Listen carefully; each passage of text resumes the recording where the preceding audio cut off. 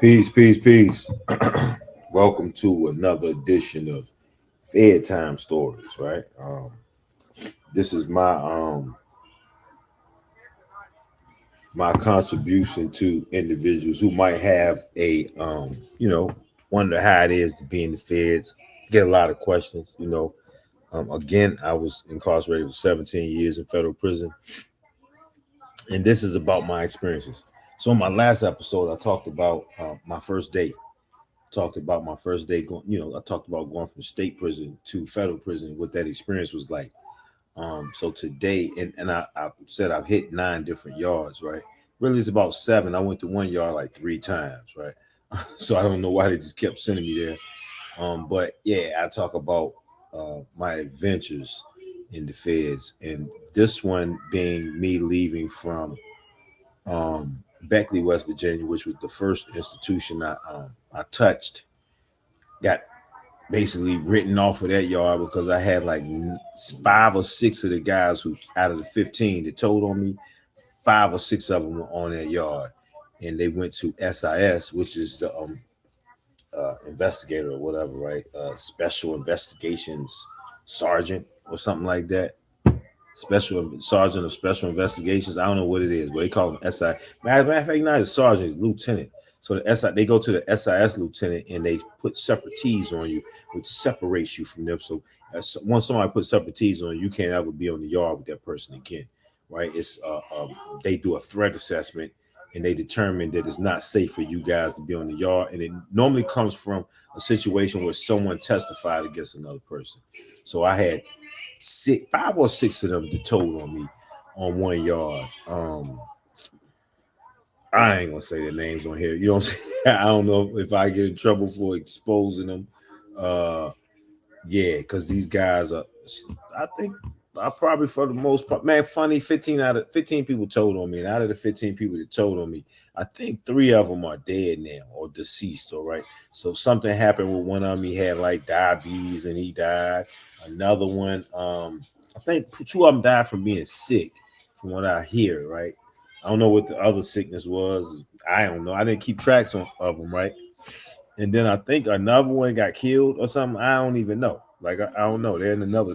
Well, they were somewhere else. They why this happened while I was still in, right? So yeah, I absolutely had nothing to do with it, and I didn't even wish death on them at this time. I did early on, but anyway, karma. You can't run from karma. So after I was put in the hole and shipped away from Beckley, West Virginia, because of these guys didn't want me on the yard, because they knew I would expose them, right? I was shipped to Cumberland, Maryland. I went from Beckley, West Virginia. I flew back to Oklahoma again, which is the transfer center for the federal system. Most people are shipped to Oklahoma, then shipped back where, even though Cumberland and Beckley are neighbors, right? One of them is in Maryland, one of them is in West Virginia, which are neighboring states. They could have easily driven me there on the bus, but that's not the federal way. Federal system, they ship you to Oklahoma, halfway across the United States, right? And you sit there for a few months, and then they ship you back. And this is what they did. I was back in Oklahoma, and I think I might have went to Philly holdover again. They have different holdovers for different regions. Northeast region, you are held over in Philly. Philly has a holdover. This is before they had Petersburg as a holdover as well. And then there's Atlanta holdover. Oh, I didn't mention Atlanta. So I don't know how I missed Atlanta. But so I went to Atlanta holdover first on my first run, right? And Atlanta's holdover is different than Oklahoma. Atlanta is an old prison, right? So you're behind the wall. It used to be a USP. by the time I came in, I think Atlanta was being converted to an FCI. So they were turning it into a medium. And I wanted to go there because I heard how sweet Atlanta was, right? Even though you're behind a wall, you know, who wants to be behind a wall? And really the difference is when you're behind the wall, you can't see outside. When you're at an FCI, you're behind a fence. So behind the fence, you can see cars. You know what I'm saying? Like you can see the people, you can see the parking lot sometimes from different areas of the fence. You can see where the officers park. Sometimes you can even see your family coming in, right? When they come in to visit, you can look out there, you can see your family coming. Like, so depending on where you're at, how the yard is situated, how the fence is situated, you might have some vision. But when you're behind the wall, you're literally behind the wall, a big 30-foot wall, right? So you can't see over that wall. Sometimes the wall is more than 30 feet, right? But it's a high wall, and the wall has like guard towers around it. On the corners, you have guard towers. These guard towers have COs in there with rifles. In the event that something takes place on the yard, they'll shoot. They can shoot you, shoot to kill, right? They'll shoot to maim or injure. They shoot to kill, and it happens a lot. But anyway, so the pen in Atlanta was being converted to an FCI, but the holdover is separate from the yard. They have the yard general population over here, and then they have the transfer center. So in the transfer center, you're on like 23 and 1.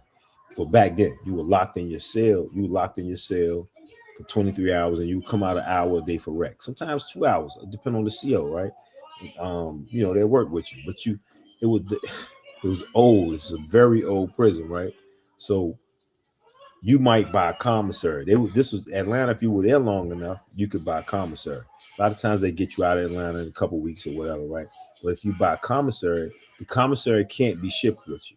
So you already know that going in. They like, you can buy a commissary, but whatever you buy, whatever you don't eat, you can't take with you when we tell you. And you never know when you're gonna go, right? They just come around at like 3 o'clock in the morning and just going to sales and like, pack it up, pack it up. You're leaving, and you every night, man, you listening when the COs walk around telling people to pack it up because you waiting on them to call you. And when they walk and you don't ever hear them call you, you like, shit. You know what I'm saying? Like, so you know, we know when the buses run, on which days the buses run. So, you know, everybody be like, yo, they got a bus going to such and such tomorrow. They got a bus going. If the one to Oklahoma is where I'm waiting on Oklahoma. So it's like, yeah, they got the Oklahoma trip leaves out on Tuesdays or whatever, right? And so every Tuesday, I'm waiting on them to call my name because I know I'm on Oklahoma. So eventually they get to you. But in the meantime, you bitten in Atlanta. You come out once 1 hour a day. You can come out, and I think you could take your shower. You know, you watch a little TV, work out. I think, was that TV? Might have been. I don't even think it was a TV. I think you can just come out. It might have been it wasn't TV. You could go out, work out, you can shoot ball, work out all in an hour, and they would let out one floor at a time, right? So they put top tier, bottom tier, and there's two sides, right? It's a lot of people. It's a this is a big holdover. So when you come out, you shoot out and you try to go get your shower out the way, you know, go get you some supplies or whatever they giving out, right? Phone calls, get you a quick phone call in. And after that, you go outside and just, you know, kick the bobo, holler at people, see if it might be somebody there that you know that's in transit with you. You know what I'm saying? So that's basically what Atlanta is. It's not like Oklahoma. Oklahoma, you can't buy commissary. You're just out there and you just getting your three hots in the cot. You can get phone calls in Oklahoma. That's the best thing about Oklahoma. You're not locked in. You come out every day. They got TVs, you know, you got a day room area, and you're just out, you know, out and about, chilling all day, bored, you know what I'm saying? Working out, playing cards, playing chess, playing check, you know, doing what you're doing. Like it's a jail. You know what I'm saying? You're basically in the jail again, waiting to be transferred to a prison. So went through all of that again. I get to Cumberland, Maryland. So mind you, I'm learning as I go. I don't really know much about Cumberland. I know a friend of mine was at Cumberland. A couple of my homies had went home from Cumberland. And when I get to Cumberland, Maryland, after having left Beckley, West Virginia, when I walked on the yard at Cumberland, it looked like I was at a college campus. I guess she was unbelievable, man. Like Cumberland was it was a lot different than Beckley. It just seemed like Harvard. You know what I'm saying? Like it just seemed like it was just nice, beautiful, pretty, big old pretty trees. The yard was nice and manicured. It was nice, man. It was just nicer. So I got the Cumberland. I'm walking out, I'm just looking around. It's like, man, this is. It was like almost like it was upscale. You know what I'm saying? That's how my first perception of Cumberland was, right? Then I go in the dorm, and when you go in the dorm, it's busy. It's different than Beckley. Beckley was a newer prison. It looked like Cumberland was an older prison, and it was just built different. Like the floor when you go in on the bottom floor. Let me see. For one, it didn't have as many dorms. They didn't have a dorm on top of another dorm. So when you come on the yard, you have so at Beckley, you had Oak A lower and Oak A upper.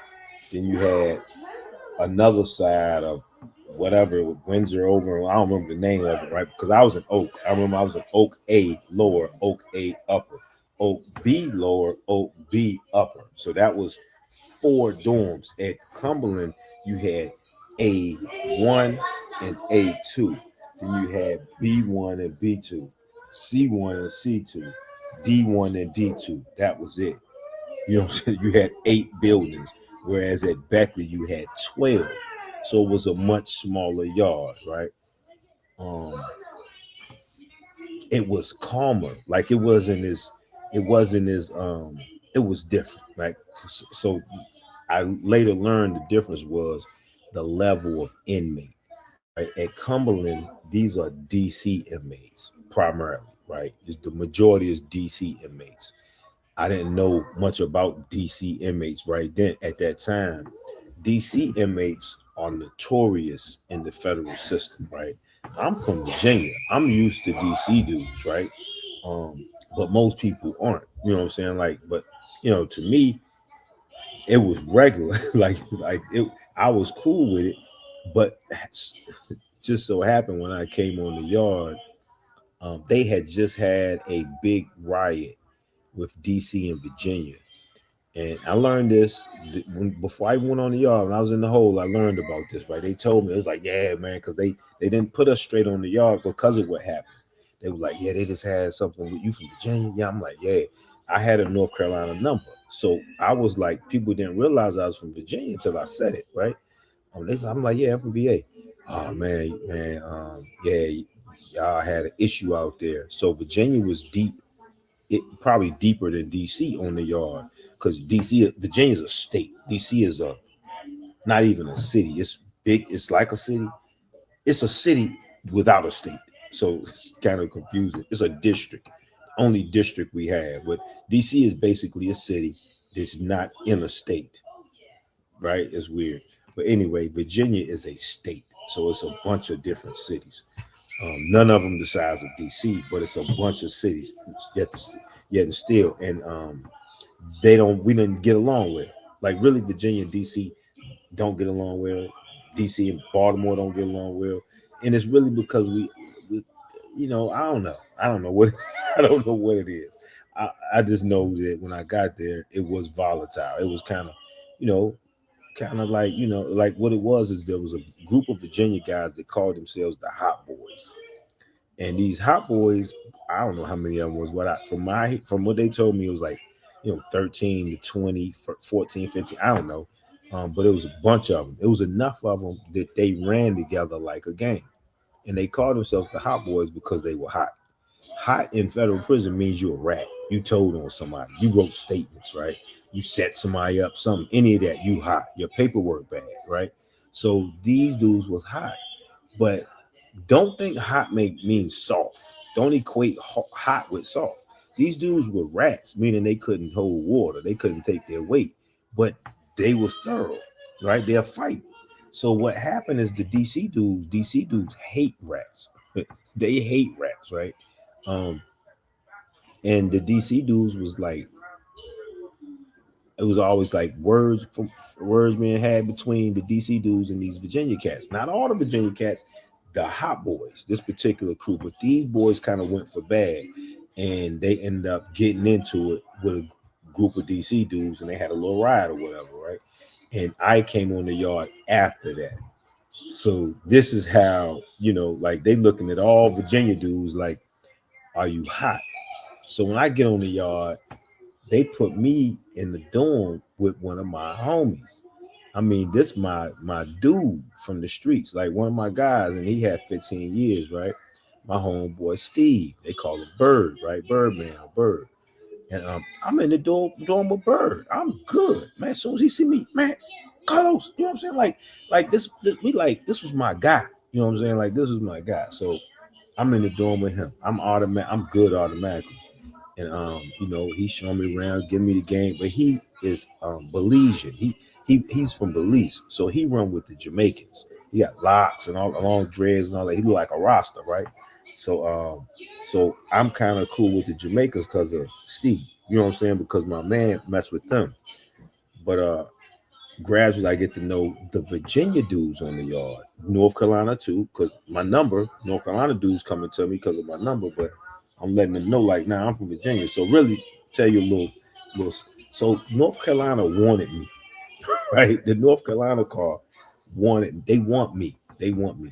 And actually, I was really born in North Carolina. I'm from Goldsboro, North Carolina, right? But I was raised in Virginia. So, it's like Michael Jordan was born in New York, but he was raised in North Carolina, right? So where does everybody say Michael Jordan is from? North Carolina, right? They don't look at his birth certificate, but oh, you were born in Brooklyn.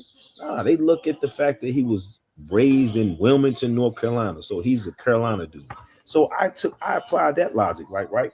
I was born in North Carolina, but I was raised in Virginia, so I gotta be with the Virginia cats, right? I don't really know much about North Carolina, and I caught my charge in North Carolina. So I don't like North Carolina. I don't like Charlotte. I don't like anything because I got told on there. I didn't have a Virginia conspiracy. I was on a North Carolina conspiracy. So the North Carolina, I was cool with the North Carolina dudes, but I couldn't rock with them. And they was trying to like bring me with them. Like, nah, man, I'm from Virginia. You know what I'm saying? So that was a little issue I had when I first came in. It wasn't an issue. It was just like it was almost like like even internally, I felt funny. You know what I'm saying? I felt funny. I'm like, well, where should I go? You know what I'm saying? Who should I be with? But I chose Virginia, right?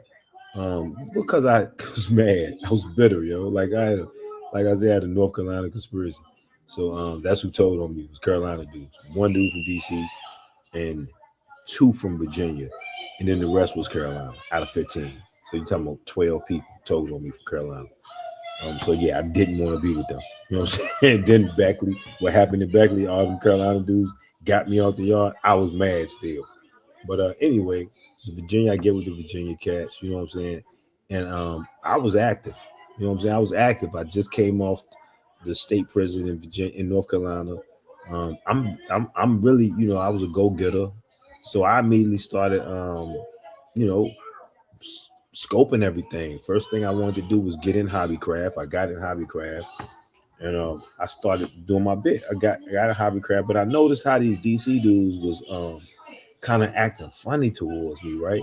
So I'm asking my cellie. Now I'm in a cell. I'm in a 3-man cell. I'm in a cell with one dude from DC and one dude from Virginia. The little dude from Virginia, we call him Shallow. He was a little dude from Portsmouth, quiet little dude, goes. And my cellie, rest in peace, was a dude from DC named Fat Sean. And Fat Sean was from Fifth and O, right? And I'm from Virginia and I'm from Fifth Street. So I told Fat Sean, I'm like, I'm from Fifth. He's like, yeah, I'm from Fifth. In DC, I said, I'm from Fifth and Lynchburg. Where I'm from is Fifth Street, right? He's like, yeah, I'm from Fifth and O. I said, all right, well, we basically homies, right? So me and him was cool, right? Because we both was from Fifth. And Fat Sean, to be honest, Fat Sean schooled me about the feds more than anybody, right? Like, you know, he was probably like a year or two older than me, not much older than me, but he was seasoned. He understood the feds. He had learned, right? And we would just sit in the cell and chop it up all the time, man. And he schooled me, man. He schooled me a lot. He taught me a lot about the feds. Like he would get up every morning and lock our cell door, right? And I ain't know what he was doing. He'll get up every morning because they'll come around. They unlock the doors like 6 in the morning, right? They unlock the doors, and this is FCI, so the doors is locked every night at like I don't know 10. I don't know what time we used to lock down. I think 10 o'clock. When they lock down, you know, you can't go in and out of the cell. There's a bathroom in the cell.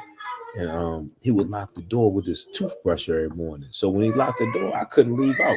Like I'm like, yo, like if I get up to get out, I'm like, yo, Sean, let me out, yo. Like he jammed the door where I couldn't get out, but nobody can get in.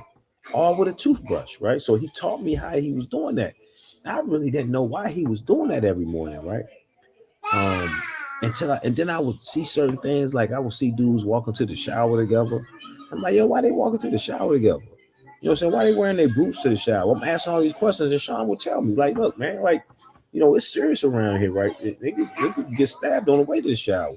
He said it go down. He said most of these dudes here came from the pen, right? So the pen, you got a little different mentality, right? Everybody, like we had in my unit, like the whole top tier was lifers, right? They all had life sentences, right? So remember, I came in, I went to the Brave program to keep from going to the pen. They sent me to this thing called the Brave program. So when I got shipped away from Backley, they were like, he didn't get to go to the program, so we sent him to the pen. They're like, nah, because his points was adjusted down to a medium. So we got to send him to a medium. I got lucky and didn't go to the pen. I stayed in the FCI.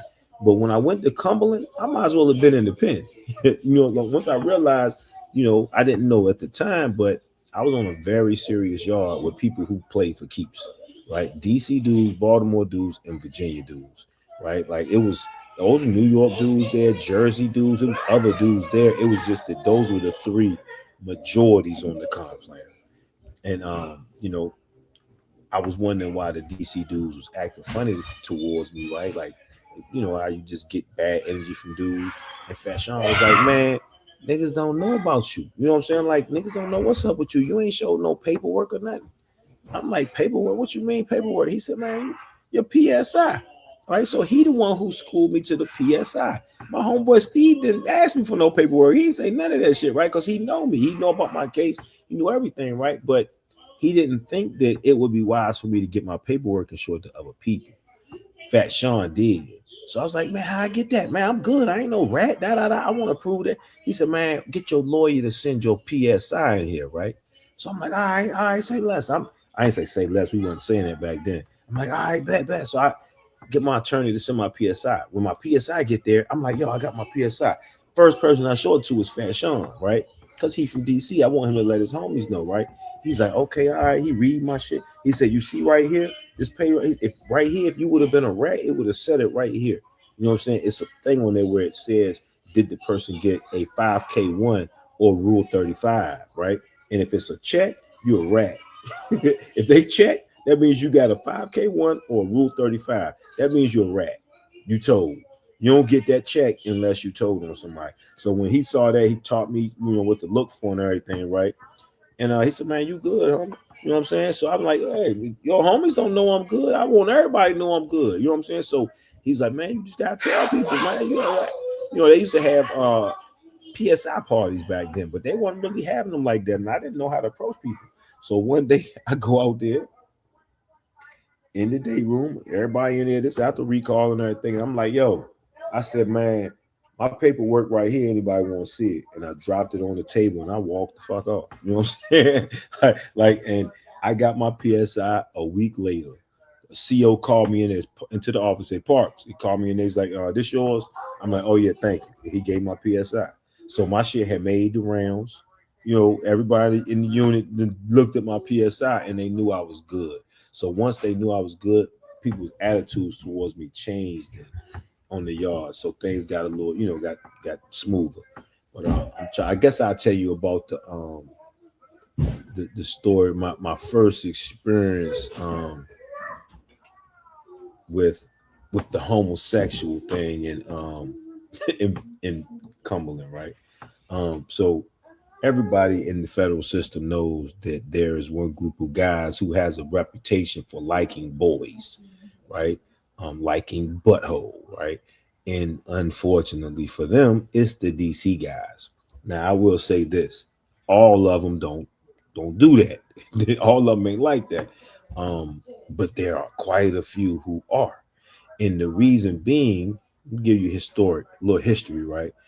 So because DC is not in a state, they don't go to a state prison when they're prosecuted for crimes in the District of Columbia. They go to federal prison. And that has been ever since they closed down Lorton Prison. Lorton Prison was a prison in Northern Virginia where they housed DC inmates because they didn't know what to do with them. They didn't have a prison to go to. They didn't have a state system. So they would house them in Lorton, which was in Northern Virginia. Lorton became a gladiator school, right? Lord became a gladiator school. It was known because they didn't play. They was taking ass daily in Lorton, right? So they had a football team up there. They had a flag football team called the Booty Bandits, right? That's how big they was about taking ass in Lorton, right? And like I've heard stories, man. Like I ain't gonna say his name, but I had one of my partners I used to play pool with from DC. He's like, let me know because we had gotten kind of cool. He was a little older than me. We shoot all the time. We would shoot one pocket, right? Me, him, and this other dude from DC named Weenie. Now Weenie didn't go like that, but this other guy I'm talking about, I ain't gonna drop his name. He he liked them boys and he let me know. He said, man, look, Slim. He said, man, I gotta holler at him. I'm like, what's up? We out there shooting pool. He said, man, I just want you to know I'm gonna let you hear it from me before somebody else tell you. He said, man, I do the boys, man. And I'm like, what you mean you do the boys? He said, man, I fuck with boys, man. All right, I fuck boys. I was like, oh, okay, all right. He was real blunt about it, right? took me for a minute, right? Like I'm like 26, 27. I'm like, oh, okay, all right. You know what I'm saying? I mean, hey, man, that's your thing. He said, man, son, I got a life sentence. He said, I ain't never going home, man. I've been locked up right now 18 years. And at the time, I'm in my first year. You know what I'm saying? So he was like, man, he said, yeah, man, I like butt. You know what I'm saying? Like he was so blatant with it, right? I was shocked, right? Like they ain't never heard nobody talk about it like that. I'm like, damn, I'm like, Slim, you comfortable with it like that? He's like, yeah, it's nice, man. Like we was really cool, like so we could talk like this, right?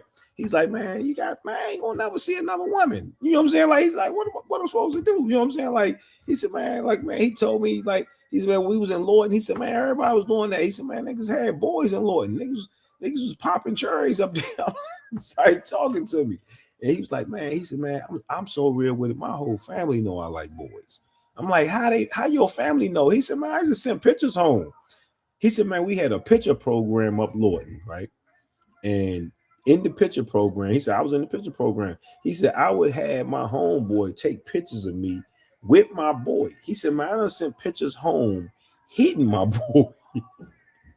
Like, what? He said, man, I sent pictures home like this in them. You know what I'm saying? Like, he said, man, I sent them Jones to my homies and everything on the set. He's like, yo, he said, man, I'm real with mine, man. He says, man, I just want you to know, homie. Like, he said, man, I ain't, I'm a regular dude, man, but you might see me like, with the boy. You're gonna hear about it. Somebody gonna tell you, so I want to tell you first. That's man, I respect that, But that was my first I don't know, my first eye-opening moment when it came to the boy situation, man, in Cumberland. And my next story, you gotta wait to hear this one, man. But it's gonna really floor you, man. My next story, I'm gonna talk to y'all about Trina Boo. Peace.